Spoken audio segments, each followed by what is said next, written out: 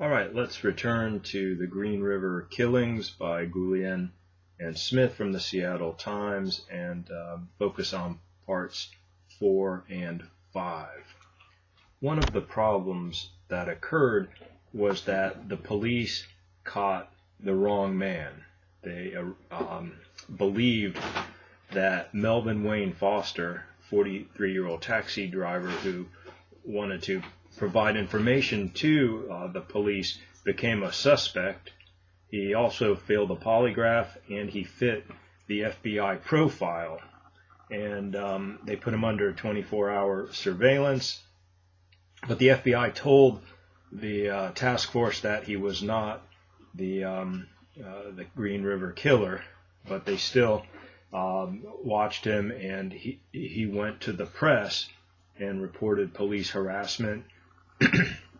But women did go missing while they were watching Foster, and they determined that he was indeed not, the correct person, and so this became a problem, and there appeared to be some personality clashes within the whole criminal justice system, and information was not clearly presented to the public.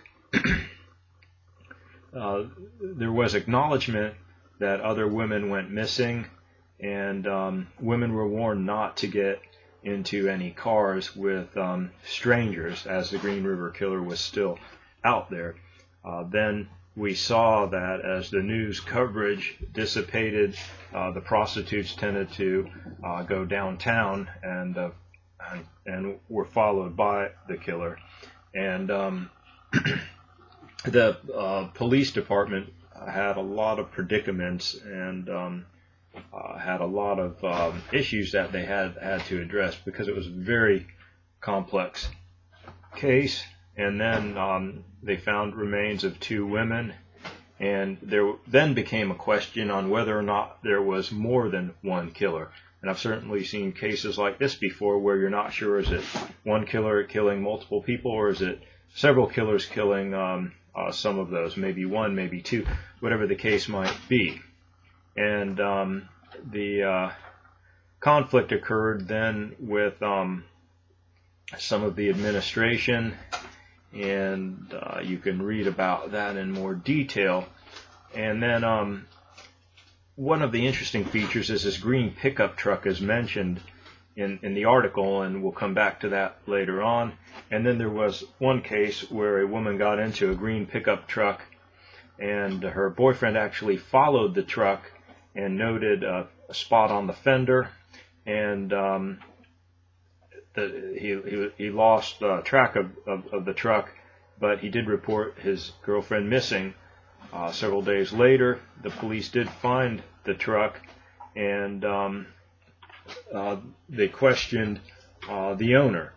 So it was a different police department, though, and that information was not shared with the Green River Task Force, and that person that owned the green truck was not considered a suspect. So you still have the problems of how to address prostitution and disconnects with different divisions. A task force is created with 43 officers to engage in all kinds of activities, to include reviewing cases, undercover patrolling, and also interviewing prostitutes. And the murders seem to stop at that point. And so the task force was really putting a lot of effort into gathering as much information as they can to try to figure out who was the Green River Killer. And this wraps up this video.